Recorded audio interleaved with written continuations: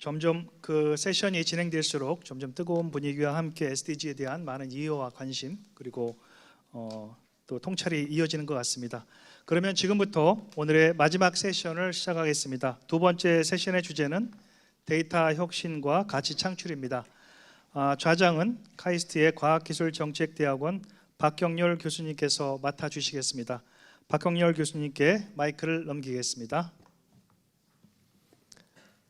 네, 감사합니다. 오늘 대전 통계개발원에서 열리고 있는 2023 SDG 데이터 혁신 포럼 두 번째 세션입니다. 데이터 혁신과 가치 창출 세션을 시작하도록 하겠습니다. 저는 좌장을 맡은 카이스트 과학기술정책대학원의 박경렬이라고 하고요. 지난 세션에서는 그 한국의 SDG 이행 상황에 대해서 중앙정부 또 지방, 기업, 대학 이렇게 주요 행위자별로 이렇게 발제와 토론이 이루어졌습니다. 이번 세션에서는 이런 다양한 행위자들이 참여하는 데이터 혁신을 어떻게 할 수 있을지, 또 사회적인 가치, 또 정책적인 가치를 어떻게 창출할 수 있을지에 대해서 논의하는 매우 뜻깊은 자리를 갖도록 하겠습니다. 모두 세 분의 발제와 세 분의 전문가 분들 모시고 패널 토론을 진행하도록 할 예정인데요. 저희가 그 앞에 자리를 한 만큼 그 발제자부터 자리에서 간단하게만 소개를 드리도록 하겠습니다. 먼저 무대 왼쪽에서 통계개발원 윤민희 주무관 자리하셨습니다. 네, 국토연구원 장요한 부연구위원 자리하셨습니다. 네, 경희대학교 지리학과 홍성윤 교수님입니다. 네, 토론은 통계청 신우람 사무관님, 네, 공주대학교 김종군 교수님 모였습니다. 네, 한국사회보장정보원 김인수 부연구위원님 모였습니다. 네, 공교롭게도 대전, 또 세종, 서울 가까운 쪽부터 이제 발제를 하도록 하겠고요. 또 마찬가지로 또 대전, 공주, 서울 식으로 이제 토론을 진행하도록 하겠습니다. 오늘 포럼이 데이터 혁신 포럼이잖아요. 근데 데이터 혁신을 위해서는 크게 세 가지가 중요한 것 같습니다. 데이터 세분화하는 작업들이 필요하고, 또 고도화하는 작업들이 필요하고요. 또 국가 단위를 넘어선 그 지역화하는 것들이 굉장히 중요합니다. 이를 위해서는 다양한 방법론도 있을 테고, 또 제도도 필요하고 거버넌스도 필요하고 할 텐데요. 그 현장에서 그 배표 드린 그런 프로그램을 보시면 아셨겠지만, 이번 세션에서는 공간 단위의 격자 데이터, 그리드 데이터의 중요성에 대해서 특히 초점을 세 발제자분들께서 맞춰주실 예정이고요.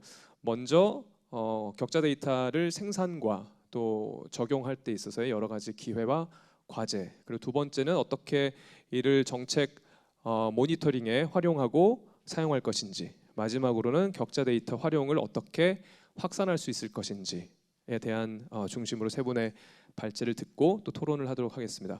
오늘 포럼은 유튜브로 또 동시에 생중계 진행되고 있기 때문에 온라인 참여자분들께서도 활발하게 댓글창에 질문을 남겨주시고, 또 현장 참여자분들께서도 참여해 주시면 감사하겠습니다. 그러면 첫 번째 발표 윤민희 주무관님께서 준비해 주시면 감사하겠습니다. 오늘 80분 세션에서 발표자분들께서는 17분 내외로 준비를 하셨습니다. 네, 먼저 격자 데이터 생산 과정에서의 도전과 기회라는 주제로 통계개발원 윤민희 주무관님 발제를 박수로 청하도록 하겠습니다.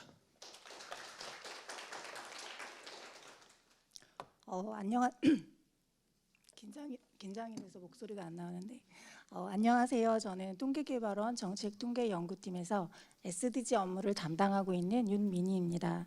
저는 오늘 이 시간 그 SDG 데이터 세분화 관련해서 도시 농촌 적용 사례를 중심으로 이 격자 데이터의 도전과 기회에 대해서 말씀드리겠습니다. 왜 격자 데이터인가? 다시 말씀드리면 SDG에서는 왜 이 격자 데이터에 대해서 관심을 갖게 되었을까요? 그 논의의 중심에는 도시가 있습니다. 유엔은 2016년 새로운 도시 의제를 채택하고 모두를 위한 도시를 국제사회의 도시 정책 규범으로 제시하였습니다. 특히 SDG 11번 목표는 포용적이고 안전하며 회복력 있고 지속 가능한 도시와 주거지 조성을 목표로 하고 있습니다. 또한 동시에 SDG의 중요한 핵심 원칙, 오늘 많이 들으셨을 텐데요. Leave no one behind, 아무도 소외되지 않게 한다에 있습니다. 이 원칙을 실현하기 위해서는 이 소외되는 사람을 발견하는 것이 중요한데요. 이를 위해서는 다양한 측면에서의 데이터 세분화가 필요합니다. 그 측면의 하나인 도시와 농촌은 이 데이터 세분화에서 핵심 변수로 전체 169개 세부 목표 중 3분의 2 정도가 도시와 농촌 지역에 대한 측정과 관련됩니다. 그래서 UN, OECD 등 5개의 국제기구에서 국제적으로 적용할 수 있는 도시 농촌 개념 설정 방법론을 개발하였습니다. 여기에 기본이 되는 것이 격자 기반의 인구, 즉 인구 격자입니다. 도시 농촌 분류에 들어가기 앞서 이제 격자에 대해서 살펴보겠습니다. 바로 뒤이어 이 격자 데이터를 전문적으로 다루시는 교수님과 박사님이 계셔서 저는 간단하게만 언급하고 넘어가겠습니다. 이 격자는 보시면 아시겠지만 바둑판 같은 동일한 크기의 사각형 배열입니다. 그런데 이 격자는 그냥 그려진 것은 아니고 여기 보이는 위에 작은 삼각형 투영 원점을 중심으로 서쪽으로 300km, 남쪽으로 700km, 이 아랫부분에 이 격자 원점을 중심으로 전국을 정사각형 동일한 크기로 나눈 것입니다. 이 격자의 크기는 다양한데요. 위의 그림의 이 격자 하나의 크기가 100km입니다. 이것을 가로 10, 세로 10으로 나누면 10km의 격자로 나뉘고 이거를 더 나누면 1km 이런 식으로 쪼갤 수 있습니다. 그리고 이 격자 간에는 계층 구조 체계가 존재합니다. 이 격자 데이터는 이러한 격자 체계를 기반으로 동일한 크기의 격자 내의 통계 정보를 제공하므로 비교 분석이 가능하고 공간 정보, 기후 환경, 행정 자료 등 다양한 다른 데이터와 연계가 쉬워 특정 목적이나 지역에 맞는 자료를 생성할 수 있습니다. 그리고 시간이 지나도 변화하지 않고 격자의 크기에 따라 다양한 공간 상세화가 가능합니다. 그럼 본격적으로 이 격차 데이터 중 인구 격차를 활용한 도시화 분류 디그루바 기준을 살펴보겠습니다. 이 기준의 이 정의에서는 1제곱킬로미터 인구 격차 내 인구 밀도와 인접 지역 등을 고려하여 도시와 농촌을 분류합니다. 두 단계로 진행이 되는데 격자 단위로 분류하는 1단계에서는 격자 인구수와 인접한 격자 그룹 인구수를 토대로 도심과 도시 클러스터 농촌 격차셀로 분류합니다. 여기에 활용되는 임계치는 도심의 경우에는 1,500명, 그리고 인접한 1,500명, 5만 명, 그리고 도시 클러스터의 경우에는 300명, 5,000명의 수치가 사용됩니다. 그리고 행정구역 단위로 분류하는 2단계에서는 행정구역 전체 인구 중에서 이 1단계에서 분류된 도심과 농촌 격차셀에 얼마나 거주하는지에 따라서 도시와 준도시, 농촌으로 분류됩니다. 이러한 과정을 거치면 각각의 행정구역이 도시, 준도시, 농촌으로 분류되는 결과를 낳습니다. 그런데 오늘 이 시간에는 격차 데이터 중심인 1단계 기준의 결과를 가지고 살펴보겠습니다. 여기에 활용될 수 있는 자료는 국토지리정보원의 그 주민정보 기반의 자료가 있고 통계청 인구주택 총조사 자료의 자료가 있는데 저희는 통계청 자료를 활용하였습니다. 이 자료는 그 통계지리정보서비스 SGIS에서 제공받을 수 있습니다. 인구주택 총조사 자료는 주소 기반의 포인트로 관리하고 있으며 또 격자에 포함되는 포인트를 집계하여 통계값을 생성합니다. 제공받을 수 있는 세부 자료는 성연령별 인구이고 격자 크기는 총 인구수를 기준으로 했을 때 100km에서 100m 자료까지 받을 수 있습니다. 현재 2021년의 자료까지 신청하면 자료를 다운받을 수 있습니다.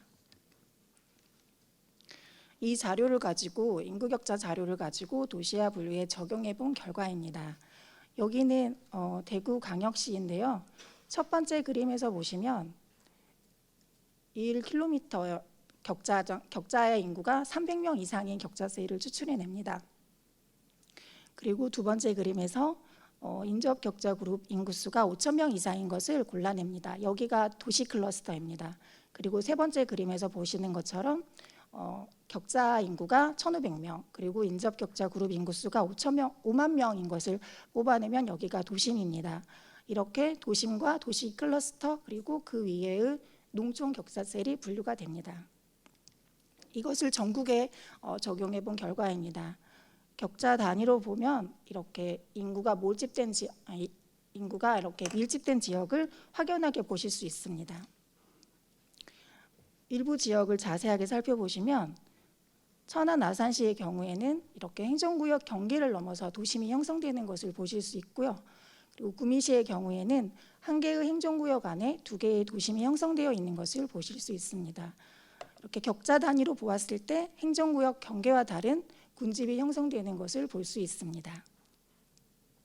두 번째로 격자 단위에서는 시계열 비교가 편리합니다.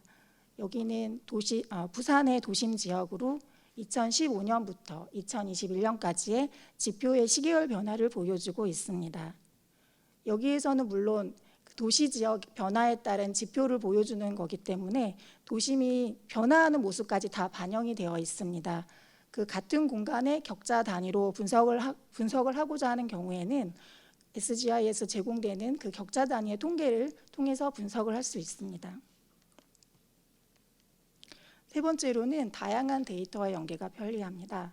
이 지도는 생활시설 분포 현황을 보여주는 자료인데요. 전국 사업지 조사 자료와 연계된 자료입니다.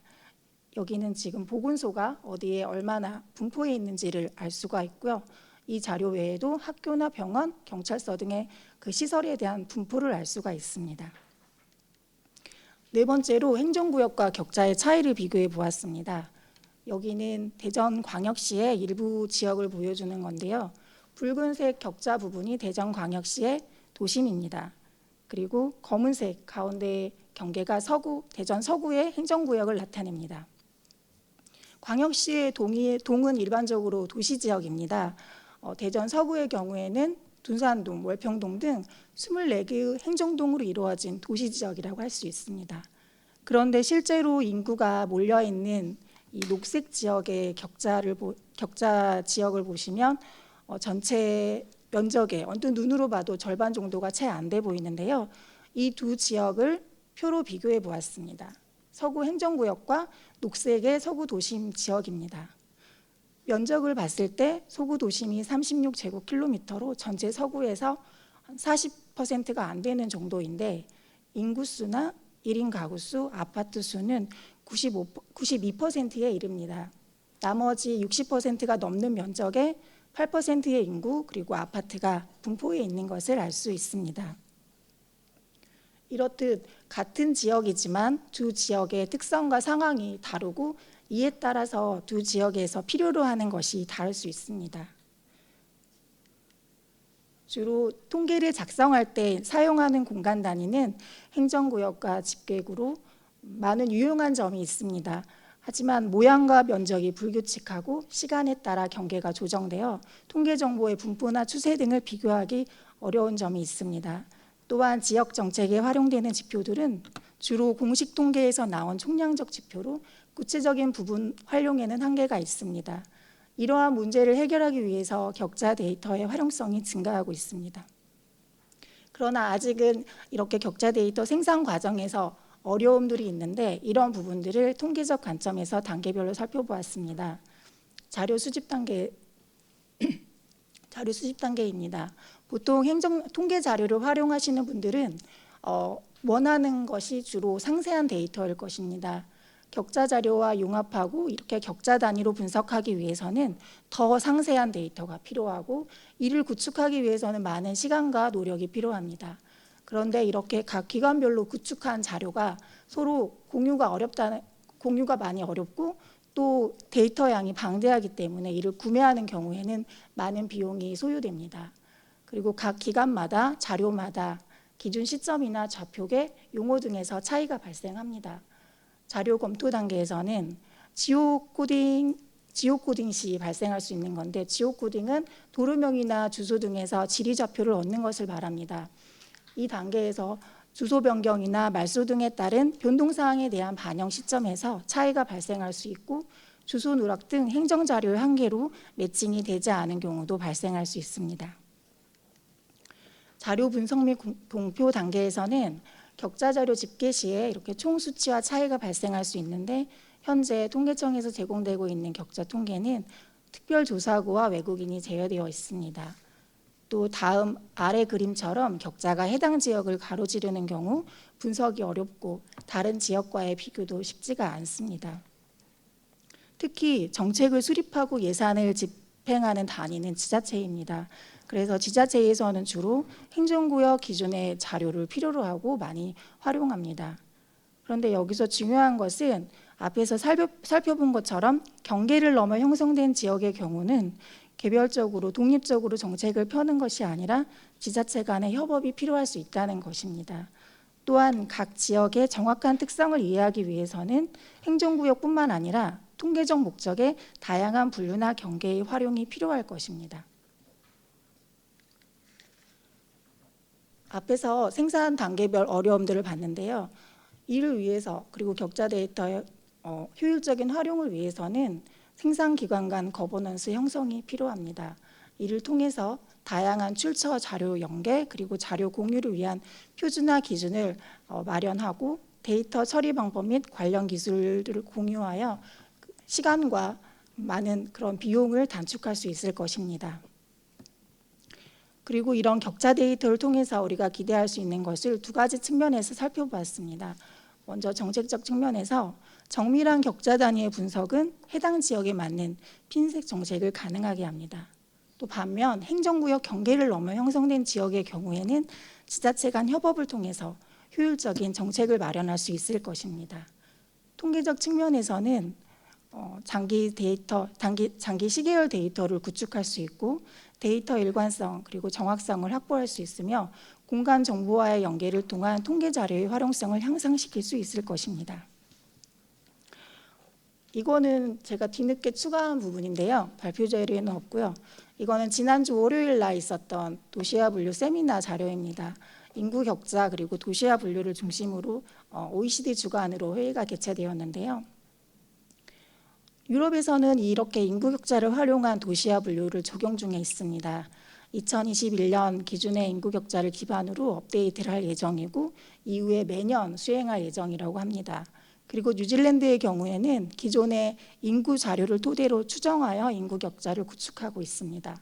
그리고 이렇게 구축된 격자를 시범적으로 오픈을 하였는데 이를 통해서 인구 격자 활용성을 평가하고 격자 통계 수요를 파악을 하고 있었으며 또 격자 표준화, 격자 체계 표준화를 준비 중에 있었습니다. 튀르키예는 주소 기반의 등록 시스템을 통해서 인구 격자를 구축을 하고 있었고요. 도시화 분류 1단계를 공식적으로 적용하여 매년 공표 예정이라고 합니다. 한국의 경우에는 이렇게 국내 도시 분류화 적용한 사례를 소개하고 그리고 한국의 SGIS 서비스를 소개하였습니다. 국제사회에서는 한국통계청에서 제공하고 있는 SGIS 도시화 분석 지도에 대해서 관심을 많이 갖고 있었습니다. 단순히 격자 통계를 제공하는 것뿐만 아니라 장기 시계열 데이터를 제공하고 또 다른 데이터와 연계를 통해서 서비스하고 있는 것에 관심을 많이 보였습니다. 데이터 서비스 관련해서는 한국통계청이 선도적인 역할을 하고 있는 것을 알 수 있었습니다. 국제적으로나 국내적으로나 이렇게 격자 데이터의 활용성이 증가하고 있는 시점에서 통계청의 역할이 중요한 것 같습니다. 앞으로 나가야 할 방향 그리고 그 가운데서 통계청이 해야 할 역할들에 대해서도 많은 좋은 의견 주시면 감사하겠습니다. 이상입니다. 네, 윤민희 주무관님 감사합니다. 왜 인구 격자 데이터가 중요한지 SDG 논의를 넘어서 이렇게 말씀해 주셨고요. 그리고 이 그리드 데이터가 어떻게 데이터 세분에 연결될 수 있는지 이 주제는 다음 두 번째 발표와도 잘 연결될 것 같습니다. 다음은 지속 가능한 관광 영향에 대한 SDG 모니터링 방법, 격자 데이터를 활용한 모니터링 및 정책 지원의 주제로 국토연구원 장효환 부연구위원님께서 발제를 해주시도록 하겠습니다. 예, 반갑습니다. 제가 좀 키가 커가지고 마이크가 좀 조절이 필요하네요. 예, 반갑습니다. 저는 국토연구원의 국토연구원 모니터링 센터에서 근무하고 있는 장유한입니다. 저의 주된 역할은 이제 AI, 머신러닝, 빅데이터 이런 걸 이용해서 어떻게 하면은 우리나라 국토를 더 발전시키고 잘 유지하고 관리하고 다음 세대를 위해서 하나뿐인 외운 멘트라도 좀 빨리 하고 있어요. 예, 잘 전달할 수 있을지 이런 것들을 연구하고 있습니다. 그래서 이제 오늘 드릴 말씀은 이제 지속 가능한 관광 영향에 대한 SDG 모니터링 방법이라고 생각하시면 될 것 같아요. 저의 발표를 시작하기 전에 짧은 퀴즈를 하나 내겠습니다. 1년에 한 번씩 하는데 저의 뒤에 계신 젊으신 분들은 별로 관심 없으실 것 같고요. 저랑 동년배나 아니면 그 언저리 계신 분들이 살짝 좀 싫어하시는 거 하나 있는데 예, 그 건강검진입니다. 네, 건강검진 가면은 의사 선생님한테 혼나기도 하고 뭘 더 해라 막 혼나기도 하죠. 건강검진이 왜 필요할까요? 건강검진은 어떻게 보면은 건강을 위해서 하기 때문에 하는 것도 있지만은 전체적인 몸을 구석구석 모니터링 한다는데 그 의의가 있다고 할 수 있을 것 같습니다. 모니터링 하려면은 평가를 해야 되겠죠. 앞선 김은미 총장님도 말씀해 주셨는데 평가를 해야 모니터링이 가능합니다. 같은 맥락에서 방금 이제 윤민희 주무관님께서 말씀해 주셨지만은 격자가 참 좋은 이유인데 그 이유를 다시 한번 되짚어 보면은 모니터링을 하기 위해서는 시간과 공간이 일원화가 돼야 됩니다. 시간과 공간이 다른데 저희가 모니터링을 할 수 있다라는 것은 굉장히 어려운 일이겠죠. 그래서 오늘 드릴 말씀은 그런 것들을 위주로 어떻게 지속 가능한 관광 영향에 대해 응용해 볼 수 있을지 그 부분을 중심으로 말씀을 드리도록 하겠습니다. 여러분 제주도 좋아하시나요? 예.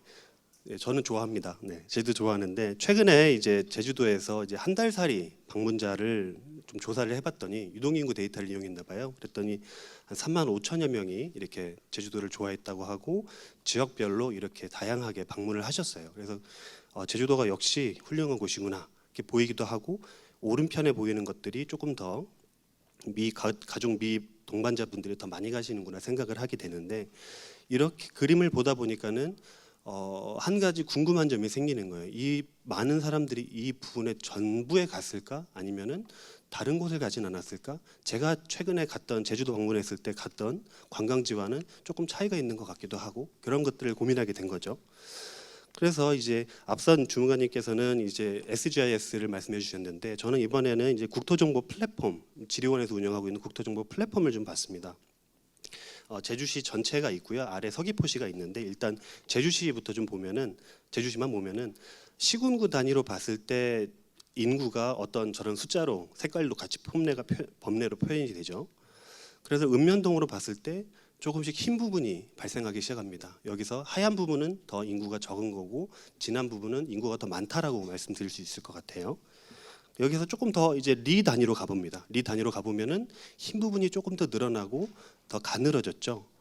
그래서 마지막으로 격자로 가봤습니다. 500m 격자로 가봤더니 우리가 흔히들 알고 있는 제주공항이랑 그 시가지 주변이 인구가 굉장히 많고 나머지는 많진 않더라고요.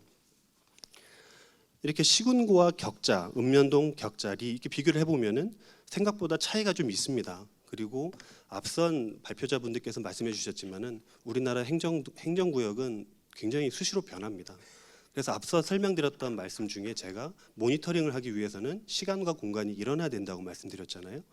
자꾸 바뀌는 행정동 단위에서 저희가 모니터링을 한다고 그러면은 굉장히 이격이 발생하기 쉽습니다. 그런 점에서 격자를 써야 된다는 말씀을 드립니다. 지속 가능한 관광 영향에 대해서 말씀을 드리고 있기 때문에 관광에 대해서 조금 더 말씀드릴게요. 이 슬라이드는 이제 한국 관광 데이터랩에서 이제 운영하고 있는 이제 관광 통계입니다.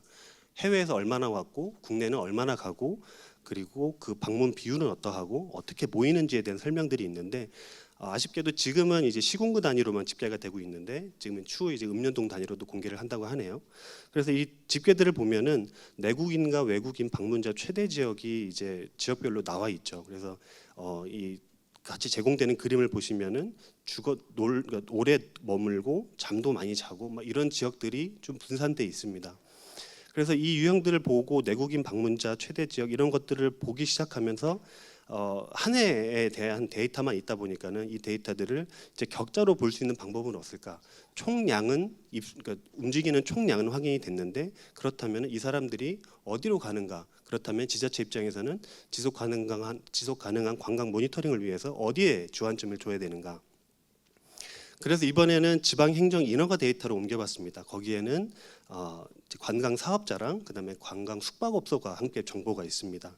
왼쪽에 보이시는 그림은 이제 POI, 그러니까 그 지점에 대한 지점 정보를 클러스터링을 해본 거예요. 그래서 간단한 머신러닝을 써가지고 지방행정 인허가 데이터에 있는 관광 사업자 등록 위치들을 쭉 봤더니 모여 있는 곳일수록 색깔이 다양하다고 보시면 될 것 같아요. 근데 위에 서울, 경기 쪽에 주로 서울이죠. 서울에 굉장히 많은 그룹들이 있고 그 다음에 보이는 게 제주입니다. 제주에 있고 그리고 앞선 슬라이드에서 봤던 경기도, 경상북도, 충청남도는 꽤 많은 숫자가 방문을 했는데도 그렇게 많지는 않죠. 그 오른편에 보이는 건 이제 시간별로 등록 연도별로 관광 사업자가 어떻게 들쭉날쭉하는지를 좀 보여주는 그래프라고 보시면 되겠습니다. 그 다음에 이제 볼 수 있는 이제 그렇다면 이 사람들이 와서 그냥 갈 수도 있지만 숙박도 하겠죠. 숙박업소들은 어떻게 분포를 하고 있을까? 오른편에 보이는 이제 QR 코드를 보시고 이제 직접 그래프를 보실 수도 있고요. 나중에 공개되는 PDF 파일을 보시면서 이 링크를 따라서 직접 보시면은 이 그래프를 보면서 각 그 숙박업, 펜션업, 그 다음에 민박업 이런 것들이 전국에 연도에 따라서 어떻게 등록이 됐는지 등록 추이가 좀 확인이 가능합니다. 보면은 코로나 때 잠깐 주춤했다가 다시 또 성장하고 있는 등록 수가 늘어나고 있는 추이가 보입니다. 지금 여기까지는 이제 어떤 큰 그림에서 관광업이 어떻게 모니터링이 되고 있는지를 보셨어요.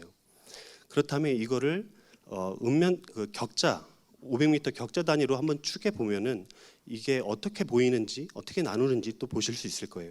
왼편에서부터 이제 오른편으로 가고 그다음에 아래로 갈수록 그 연도에 등록된 숙박업소들을 쭉 다 찍어봤습니다. 보시면은 왼편에 보이는 건 그냥 지도고요. 오른편에 보이시는 거는 QR 코드입니다. 여러분들 퇴근하시고 집에 가실 때 대중교통에서 운전하시면서 하면 위험하니까요. 대중교통 하시면서 한 번씩 보시면은 내가 사는 지역의 숙박업소들이 어떻게 들쭉날쭉하고 있고 몇 년도에 어디가 좀 더 많았구나 이것들 보시게 될 것 같아요.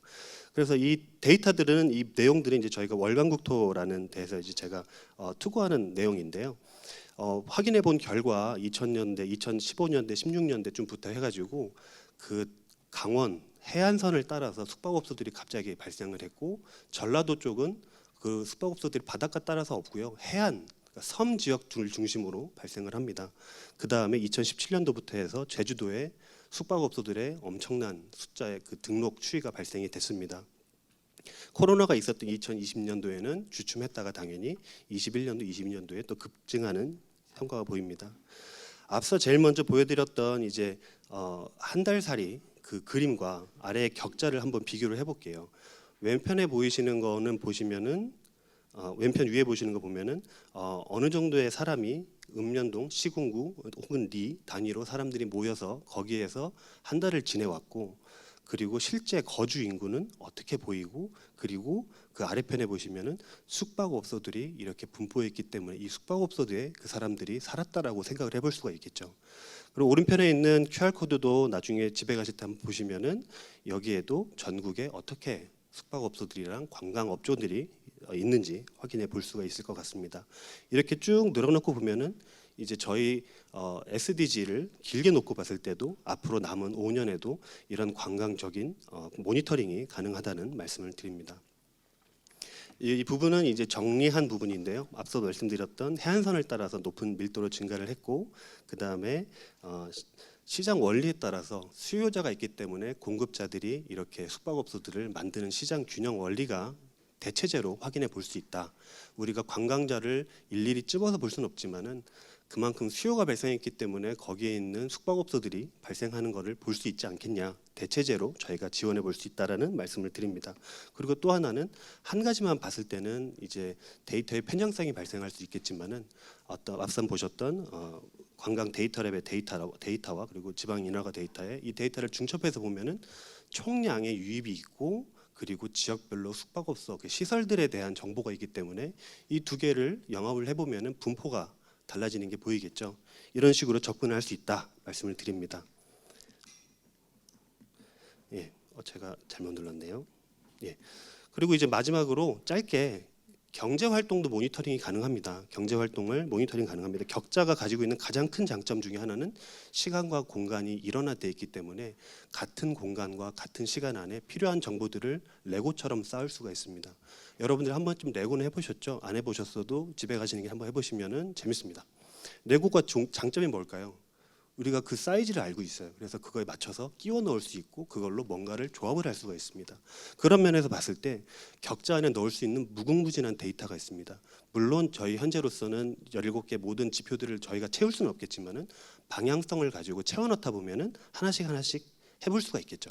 그래서 인구도 될 수 있고 접근성도 될 수 있고 경제도 될 수 있고 토지 이용도 될 수 있습니다.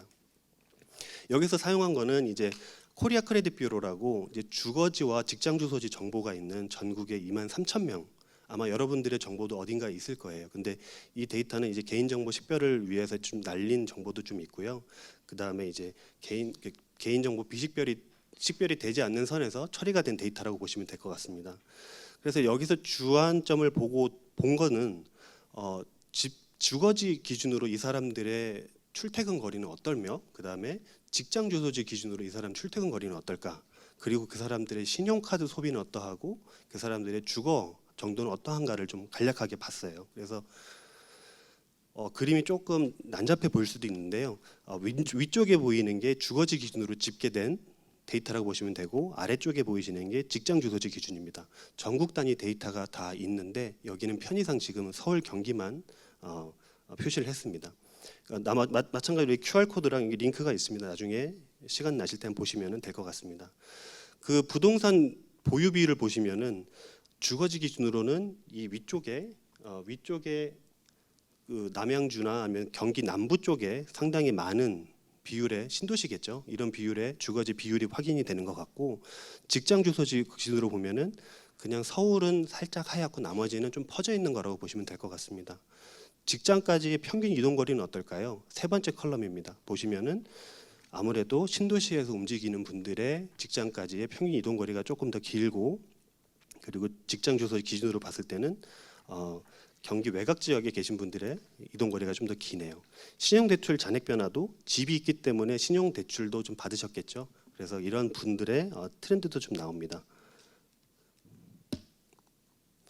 예, 이건 조금 마지막 슬라이드이긴 한데요.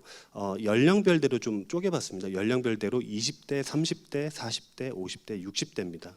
그래서 첫 번째는 이제 집계 인구가 어떻게 달라지는지, 그다음에 주거용 부동산 보유 비율, 그다음에 신용대출 잔액 변화, 그리고 나머지는 직장까지의 평균 거리와 연평균 카드용 금액 변화라고 보시면 될 것 같은데, 두 번째 컬럼을 보시면은 주거용 부동산 보유 비율 보시면은 20대가 집이 없는 건 당연하겠죠. 지날수록 이게 색깔이 많다는 건데 30대부터 경기 남부부터 채워지는 걸 볼 수가 있고요. 50대, 60대 전국에 전역에 좀 퍼져 있는 게 확인이 됩니다. 신용대출 잔액 변화도 보시면은 녹색으로 갈수록 잔액이 조금 더 있다라고 보시면 돼요. 그래서 20대, 30대가 조금 높고 40, 50, 60대부터 조금 줄어든다. 근데 20대, 30대는 이해가 되죠. 사회초년생이기 때문에 집도 마련하고 차도 마련하고 이런 부분에서 신용대출 잔액이 조금 발생한다라고 생각할 수 있지만은 20대를 놓고 봤을 때는 조금 이거는 무슨 문제가 있는 건 아닌지 좀 정부에서 관심 있게 볼 필요가 있다, 이런 말씀을 드립니다. 주거지 기준도 마찬가지입니다. 주거지도 직장 주소지도 이렇게 보시면 트렌드가 좀 보입니다. 격자 기반으로 하는 모니터링이 굉장히 다양합니다. 여러분들께서 관심 가지고 계신 그 각자의 업무 분야에서 혹은 관심 영역에서 무엇을 생각하시든지 생각보다 그것들은 가까이 있을 수 있습니다.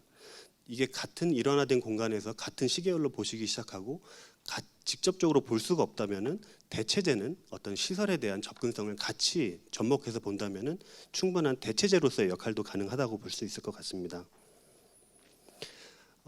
아무래도 아직까지도 어려움이 당연히 있습니다. 근데 그나마 우리나라가 굉장히 선진국에 속하기 때문에 개인정보 데이터 3법이 가지고 있는 강한 힘으로 어떤 신용카드 정보라든지 이런 POI 정보들도 저희가 쉽게 구독할 수 있는 장점이 있는 그런 그런 것들도 있지만은 한편으로는 이제 3인 이하의 식별화되는 그 공간 단위는 이미 다 처리가 돼야 되는 그런 한계가 좀 있다는 게 앞으로 저희가 풀어야 될 숙제 같습니다. 하지만 다른 말씀 하나 더 드리면은 이미 그 OECD라든지 다른 국제기구에서도 저희가 가지고 있는 데이터 3법의 활용 방안에 굉장히 집중을 많이 하고 있거든요. 그럼 보면서 데이터 3법과 그리고 격자로 이루어지는 이런 분석 방법론에 대해서 굉장히 관심이 높다는 말씀을 드립니다. 이상으로 발표를 마치겠습니다. 네. 네, 발제 대단히 감사합니다. 시간을 정확하게 또 지켜주셨는데 또 2분 정도를 또 벌어주셔갖고 좌절해서 너무 감사합니다. 그 격자 데이터 기반의 모니터링의 중요성에 대해서 아주 자세하게 말씀해 주셨고요. 사실 우리가 SDG 데이터 혁신 포럼이기 때문에 SDG에 적용해 보면 SDG 3번 같은 경우에 보건 프로젝트를 우리가 수행함에 있어서 해당 프로젝트가 해당 국가의 어떤 유아 사망률이 높거나 혹은 모자 보건 상황이 안 좋은 곳에 가고 있는가를 하나의 레이어를 깔아서 이제 볼 수 있겠죠. 그래서 이런 격자 기반의 데이터, 서브내셔널 레벨에서의 데이터가 굉장히 중요하다는 그런 여러 가지 함의를 주셨고요. 이런 모니터링을 통해서 평가를 하고 또 기존에 하고 있는 여러 가지 정책의 타겟팅이 잘못됐을 때 수정을 하는 다양한 방식으로 이런 데이터를 이용할 수 있다는 것들을 좀 보여주신 것 같습니다. 세 번째 발제와도 연결이 될 것 같은데요. 세 번째 발표는 홍성윤 교수님, 경희대학교 지리학 홍성윤 교수님께서 데이터 혁신에서 격자 데이터의 생산과 확산의 의미로 다양한 사례와 또 세분화에 대한 것들에 대해서 주제 발표를 해주시겠습니다. 폭우를 뚫고 멀리서 와주셨기 때문에 큰 박수로 청해 주시면 감사하겠습니다. 네, 안녕하십니까. 방금 소개받은 경희대학교 지리학과 홍성현입니다. 저는 키가 그렇게 크지 않아가지고 마이크를 다시 한번 재조정을 했는데요. 잘 들리시는지 모르겠습니다. 저는 이 격자 데이터 생산이 이 SDG라고 하는 것에 어떤 의미를 가질 수 있는지, 이 지속 가능한 발전을 달성하는데 여러 가지 목표들을 달성하는데 어떤 의미를 가질 수 있는지에 대해서 간단하게 좀 준비를 했고요.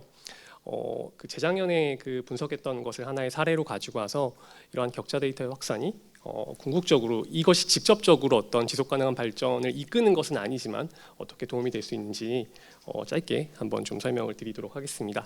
마지막 발표이기 때문에 길어지지 않도록 특별히 좀 주의를 하도록 하겠습니다. 크게 세 가지 부분으로 구성을 했는데요. 조금 원론적인 내용으로 시작을 합니다. 이 지속 가능 발전 목표를 달성하는 데 있어서 데이터의 어떤 중요성, 지표의 중요성 같은 부분에서 시작을 해서요. 특히 어떤 공간 데이터, 특히 그 중에서도 격자 데이터가 어떠한 특징이 있길래 이런 어떤 지속 가능 발전 목표에 도움이 될 수 있는지, 이 지속 가능 발전 목표에서 추구하는 그러한 것들을 어떻게 보좌할 수 있는지 설명을 드리려고 하고요. 그리고 말씀드린 것처럼 이 격자 데이터를 실제로 우리가 분석해 봤을 때 그 결과가 기존의 어떤 행정경계 데이터 이런 것들과 비교해서 어떤 차이가 있고 그런 것들이 어떤 것들을 우리에게 시사하는지 지속가능 발전 목표라고 하는 부분에서 그런 부분을 좀 준비를 했습니다. 그리고 이제 마지막으로 다시 한번 처음으로 돌아가서요. 이런 어떤 격차 데이터의 생산 그리고 이것이 이루게 되는 데이터 혁신이 어떻게 이런 SDG에 영향을 줄 수 있는지 긍정적인 영향을 줄 수 있는지까지 말씀을 드리면서 발표를 마칠 예정입니다. 네, 그렇게 좀 준비를 했고요. 그래서 아까 말씀드린 것처럼 원론적인 부분부터 좀 시작을 합니다. 이 지속가능 발전 목표를 달성하는 데 있어서 데이터가 어떤 의미를 갖느냐, 이런 지표나 데이터가 그 자체가 어떤 지속가능 발전 목표를 이루게 하는 것은 아닐 것입니다. 아까 앞선 1차 세션에서 첫 번째 세션에서 말씀하신 것처럼 지표보다는 목표가 중요하고 그 목표를 우리가 어떻게 달성할 수 있는지 시행 방안을 마련하고 그걸 우리가 철저하게 시행해 나가는 것, 그게 당연히 중요하겠죠. 그렇지만 이제 우리가 가지고 있는 어떤 재원이라든가 이런 것들이 항상 한정되어 있기 때문에 우리가 가지고 있는 재원을 어떻게 효율적으로 효과적으로 분배할 것인가, 어디에 투입할 것인가, 우리가 미흡한 부분이 어디인가를 파악하기 위해 지표가 중요하고 그 지표를 우리가 정교하게 만들기 위해 데이터가 당연히 중요하다는 거 여기 계신 분들은 다 알고 계실 것이라고 생각을 합니다. 그 중요한 역할을 지금 통계청, 국내에서는 통계청 그리고 통계개발원에서 하고 계시고요. 사실 저는 이 SDG 분야를 하는 사람은 아닙니다. 저는 공간 분석을 하는 사람이기 때문에 이 분야가 좀 생소해서 여기 오기 전에 이 부분을 좀 공부를 열심히 했습니다. 그러면서 그 통계개발원에서 운영하고 있는 SDG 데이터 플랫폼이라고 하는 것도 좀 볼 수 있었고요. 열심히 봤는데 여러 가지 그 17개 목표에 대한 지표들이 그 체계적으로 잘 정리가 돼서 이렇게 각각을 들어가게 되면 세부적인 지표들 하나하나가 잘 정리가 되어 있는 것을 확인할 수가 있었습니다. 이 자체가 이제 우리가 지금까지 2015년 이후로 이런 어떤 SDG 이행을 위해서 해온 노력들을 반영하는 것이고, 통계청과 통계개발원 이런 어떤 더 나아가선 정부의 어떤 역할을 그 노력을 보여주는 것이라고 생각을 합니다. 안에 들어가 보게 되면 이것도 물론 이제 그 앞서 첫 번째 세션에서 이렇게 충분한 얘기가 있었습니다만, 여러 가지 지표들이 2015년 이후로 SDG라고 하는 것을 우리가 처음 시작을 한 2015년 이후로 어떻게 변화해 왔는지 국내에서는 이런 것들을 좀 볼 수 있었고요. 뭐 에너지 보장이라든가 불평등 감소 같은 것들 세부적인 지표 앞에서 봤습니다만, 이런 것들이 좀 개선되었다라는 것들 우리가 좀 직관적으로 확인할 수 있었습니다. 그렇지만 이제 안타깝게도 모든 지표들이 다 이렇게 좋아지고 개선되고 그런 것은 아니어서 그렇지 않은 지표들도 있었고요. 예를 들면 뭐 재난으로 인한 사망 실종자 수 같은 경우에는 조금 좋아지지 않는 모습도 보였습니다. 예를 들면 2015년에는 0.131명 10만 명당 그랬으나 2020년에는 2.089명으로 크게 증가했다. 사실 2020년 같은 경우에는 우리가 누구나 알 수 있습니다. 코로나의 영향이 있었기 때문에 이렇게 크게 증가했다라는 거 이렇게 다 우리가 알 수 있지만, 2018년에도 0.283명 하는 식으로 증가하는 모습을 보였거든요. 그럼 우리가 이러한 통계를 봤을 때, 이러한 통계를 제공하는 것까지가 어떤 통계청의 역할이라고 한다면, 우리가 이러한 통계를 봤을 때 여기서 갖게 되는 궁금증, 우리가 또 알아야 하는 것은 왜 이렇게 증가했을까라고 하는 부분일 것입니다. 이러한 질문을 당연히 던지게 되고요. 이 왜라는 질문에 대한 답은 항상 우리가 다각적으로 살펴봐야 하는 것 아니겠습니까? 다각도로 살펴봐야 하고, 그 과정에서 중요한 게 이러한 것들이 어디에서 발생하고 있는가, 이런 질문도 굉장히 중요한 핵심적인 질문이 될 것입니다. 왜라는 질문에 답을 하기 위한 핵심적인 질문이 될 것입니다. 이 부분에서 공간 데이터의 역할이 나온다고 생각하고요. 통계청에서 지금 행정동 단위로 공간 데이터를 배포하고 있습니다만, 이러한 공간 데이터들, 이런 것들을 잘 사용했을 때 우리가 어디에 대한 답을 찾을 수도 있고, 이것이 왜에 대한 답을 찾을 수도 있기 때문에, 줄 수도 있기 때문에, 이런 것들이 궁극적으로는 우리에게 지금 부족한 부분, 어디를 보완해야 하는지, 우리가 가지고 있는 한정된 재원들을 어디에 투자해야 하는지, 이런 것들을 파악하는 데 도움이 될 것입니다. 아래 나오는 해양 쓰레기 같은 부분도 마찬가지여가지고요. 물론 들어가 보게 되면 지표에 따라서 어떤 지표들 같은 경우에는 이런 어떤 시도 단위로 이런 그 공간적으로 세분화가 어느 정도는 되어 있는 지표들도 있습니다. 그렇지만 아시겠지만 시도라고 하는 것도 굉장히 큰 그러한 그 총량적인 그러한 그 단위이기 때문에, 이것만 가지고는 구체적으로 왜라는 질문에 대한 답을 찾기에는 조금 부족하다고 생각을 합니다.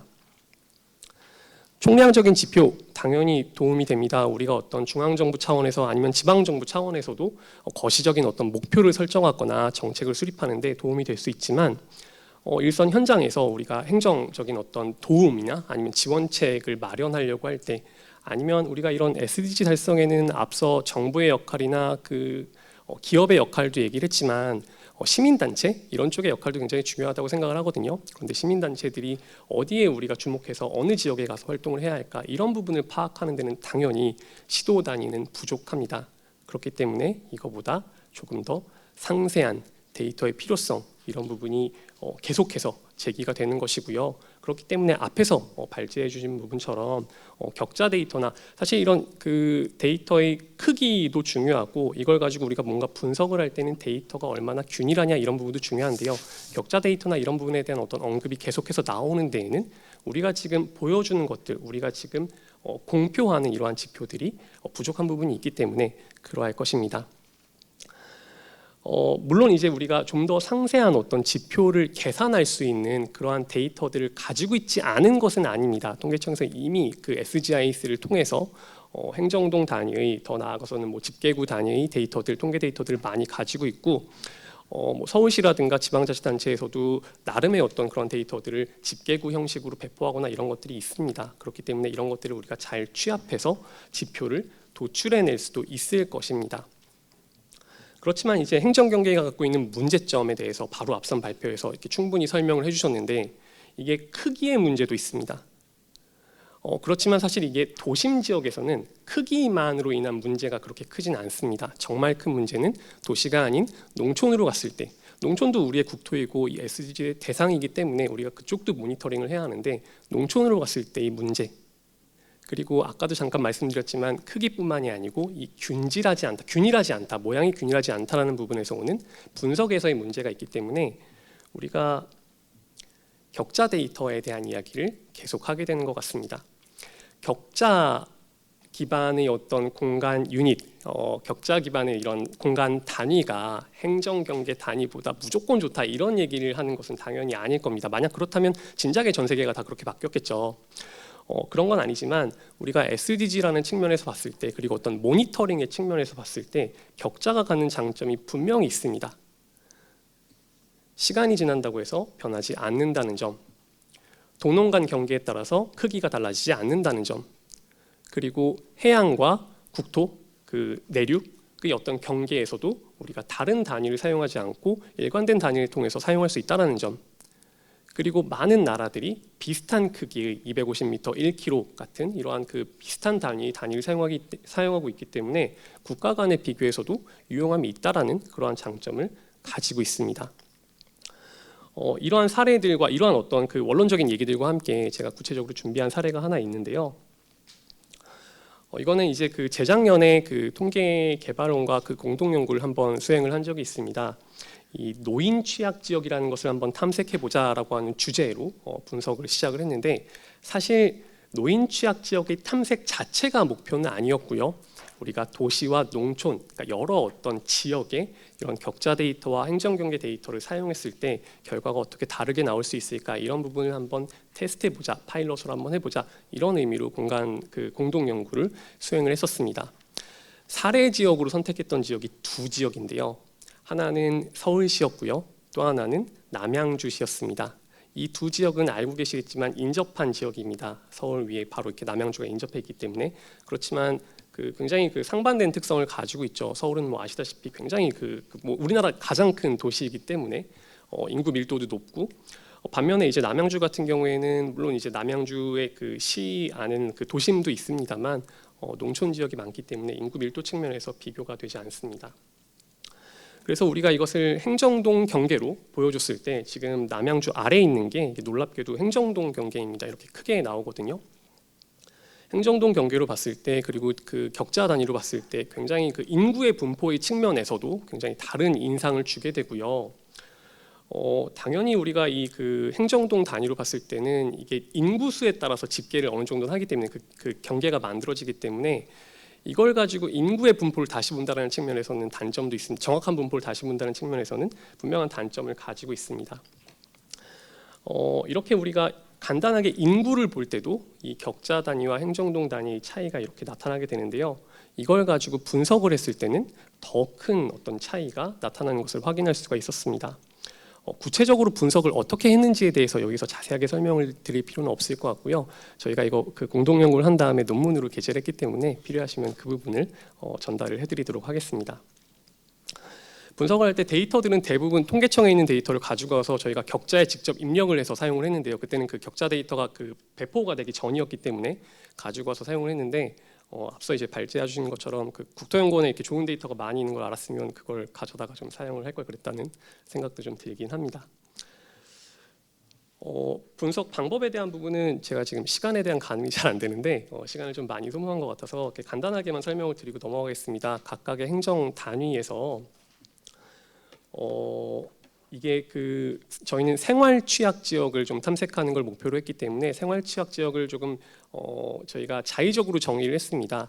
이 어떤 버스라든가 지하철 같은 대중교통 접근성이 좋지 않고 녹지에 대한 접근성도 좋지 않고 의료시설에 대한 접근성도 좋지 않고 다 접근성에 대한 이야기가 나오는데요. 이 접근성을 보는 데 있어서 각각의 어떤 단위에서의 중심점을 사용했습니다. 이 중심점과 POI들 여러 가지 뭐 이렇게 대중교통 위치라든가 아니면 의료시설의 위치라든가 이런 거리를 사용해서 그 분석을 진행을 했고요. 그리고 그것들을 그냥 가중치 없이 선형으로 결합한 다음에 이 지표가 높은 지역이 이동하는데 걸리는 시간이 오래되는 지역이기 때문에 접근성이 좋지 않고 생활 취약 지역이라고 봤습니다. 그렇게 해서 이제 우리가 흔히 이야기하는 핫스팟 분석을 사용을 했는데요. 결과가 이렇게 나왔습니다. 남양주의 결과가 조금 더 우리가 설명하기가 편하기 때문에 이해하기가 편하기 때문에 아래에 있는 남양주를 먼저 보게 되면요. 가장 그 절을 기준으로 해서 가장 이제 그 오른쪽에 있는 것이 그 행정동 단위로 분석을 했을 때고요. 가운데 있는 것이 집계구 그리고 절을 기준으로 해서 가장 지금 왼쪽에 있는 것이 그 격자 단위로 분석을 했을 때입니다. 사실 이 지도만 딱 봤을 때는 똑같은 기준을 가지고 분석을 한 건데 이 지도만 딱 봤을 때는 어떤 게 가장 정확하다라고 하는 부분 우리가 뭐 알기 어려울 수도 있는데요. 이 남양주 같은 부분을 보게 되면 방금 제가 말씀드렸던 그 생활 취약 지역, 병원도 멀고 녹지도 멀고 그다음 교통시설 접근성도 좋지 않은 이런 지역을 우리가 그냥 생각을 해봤을 때 과연 이게 잘 보이는지 모르겠는데 마우스가 보이진 않죠. 네, 그 지금 행정동 단위로 분석했을 때는 이런 취약 지역이 전혀 도출되지 않았고 집계구 단위로 분석을 했을 때는 남양주의 북부 지역이 모두 취약한 지역이다라고 결과가 나왔습니다. 그렇지만 우리가 생각해봤을 때 남양주의 이 북부 지역은 뭐 구리시나 서울시하고도 굉장히 가까운 지역이어가지고요. 여기가 대중교통이 취약하거나 병원이 없는 지역은 결코 아니거든요. 그런 측면에서 봤을 때 우리가 그냥 이 결과를 그냥 봤을 때도 행정동이나 이런 집계구 단위로 분석했을 때 이 결과를 받아들이기가 쉽지 않을 것 같습니다. 반면에 우리가 격자로 봤을 때는 조금 더 섬세하게 실제 구리시하고도 좀 멀리 떨어져 있고 남양주 그런 시내하고도 좀 멀리 떨어져 있는 지역을 잘 핀포인트 할 수 있었고요. 이렇게 봤을 때 격자가 우리 어떤 도시에서 더 나아가서는 지역이나 국토에서 상대적으로 소외된 지역 이것과 우리가 SDG를 바로 연결시킬 수는 없겠지만 우리가 SDG도 이러한 어떤 방법으로 계산을 했을 때 소외된 지역이라든가 투자가 이루어져야 하는 지역, 더 많은 관심이 기울어져야 하는 지역을 조금 더 정교하게 찾을 수 있지 않을까라는 생각을 할 수 있을 것 같습니다. 서울시 같은 경우에는 어디서는 나오고 나오지 않다의 문제라기보다는 결과가 좀 다르게 나왔는데요. 이것도 사실은 격자의 결과가 더 정확하다고 보는 이유가 아까 말씀드린 그 분석 방법에 있습니다. 중심점을 가지고 와서 사용을 했는데 행정동이나 집계구 단위는 사실은 외곽 지역으로 갈수록 인구가 없는 지역일수록 이 크기가 워낙 다르기 때문에 우리가 도형의 중심점을 사용해서 분석을 하거나 사실은 이 방법밖에 없는 경우도 많거든요. 이렇게 했을 때 결과가 잘 나오지 않은 것이 아니었을까라는 생각을 했었습니다. 그렇기 때문에 저희가 내렸던 결론은 공간에 따라 어떤 상이한 분석 결과가 나오게 되는데 이 결과의 어떤 신뢰성 같은 측면에서 놓고 봤을 때 우리가 물론 일괄적으로 모든 지역에서 격자가 더 좋다라는 말은 할 수 없지만 적어도 이 공간 단위의 크기가 굉장히 큰 공간 유닛의 크기가 굉장히 큰 농촌 지역에서는 격자 간의 효용성이 분명히 있다. 그리고 지금과 마찬가지로 접근성에 기반한 어떠한 분석, 도형의 점을 사용하는 이러한 분석을 수행할 때는 마찬가지로 도형의 크기가 균일할 수 있는 격자의 효용성이 분명히 있을 수가 있다라는 생각을 할 수가 있었습니다. 지금까지 또 다시 한번 어떤 하나의 분석에 초점을 맞춰서 설명을 드렸는데요.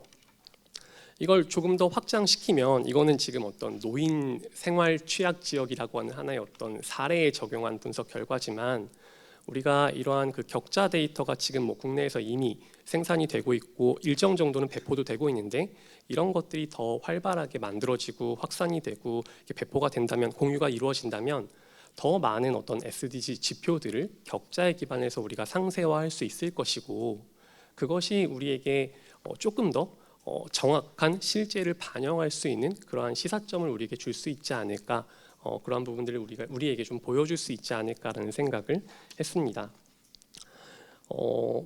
그렇기 때문에 아까 지금 그 앞선 발표에서도 설명을 해주셨는데 지금 우리나라뿐만이 아니고 뉴질랜드라든가 튀르키예라든가 하는 나라에서도 격자 통계를 준비를 하고 있는데요. 저도 바로 뒤에 슬라이드에 좀 준비를 했는데 이러한 장점이 있기 때문에 많은 그 국가에서 통계 그 기관에서 이러한 그 데이터를 준비를 하고 있다고 생각을 하고요.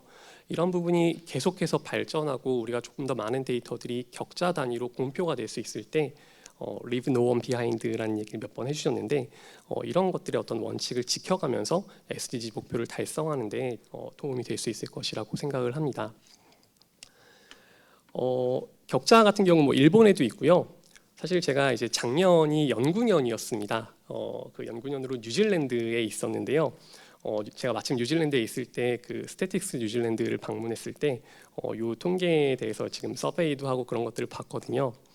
근데 그 지금 한국에서 하고 있는 이런 지금 한국에서 이미 그 격자 통계를 공표하고 있는 걸 알고 있기 때문에 이런 것들을 굉장히 궁금해하는 것들을 좀 봤습니다. 사실 뭐 저는 뭐 알지 못하기 때문에 뭐 특별히 대답할 수 있는 부분이 없었지만 지금 이제 우리나라 통계청에서도 이러한 데이터를 계속해서 이렇게 좀 발전시켜 나가고 그 다음에 다른 어떤 그 국가에도 이런 노하우들을 좀 이렇게 그 전해준다면 격자 통계도 이끌어 나갈 수 있고요. 그리고 SDG의 어떤 발전 부분에서도 지표나 이런 데이터 생산 부분도 이끌어 나갈 수 있는 그러한 어떤 그 계기가 될 수 있지 않을까라는 생각을 합니다.